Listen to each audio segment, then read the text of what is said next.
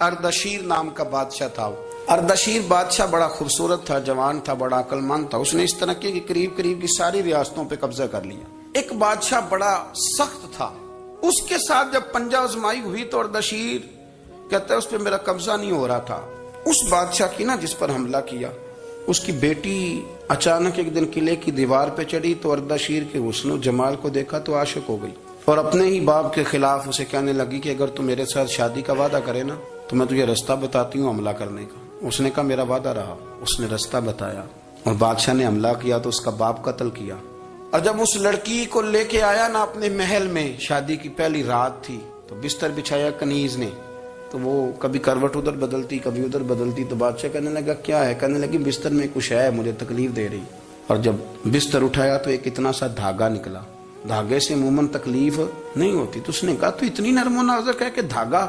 کہنے لگی میرا باپ میرے ساتھ اتنا پیار کرتا تھا کہ روز میرا بستر بھی خود بچھاتا تھا، اور اس نے آلہ رکھا ہوا تھا، وہ ناپتا تھا کہ کوئی پایا اونچا نیچا تو نہیں، میری بیٹی کا بہنس سوتے وقت خراب نہ ہو جائے، اور میرے لیے گوشت اور کپڑے بھی خود پسند کر کے لاتا تھا، کھانے پینے کا خود خیال کرتا تھا۔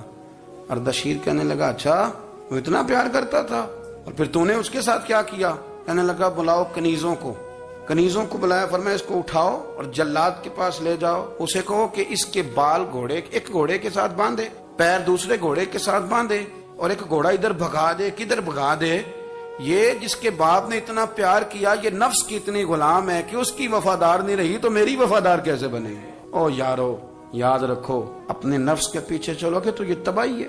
جب ہم نے کسی سے وفا نہیں کی تو یہ کیا امید ہوئی کہ دنیا ہم سے وفا کرے گی؟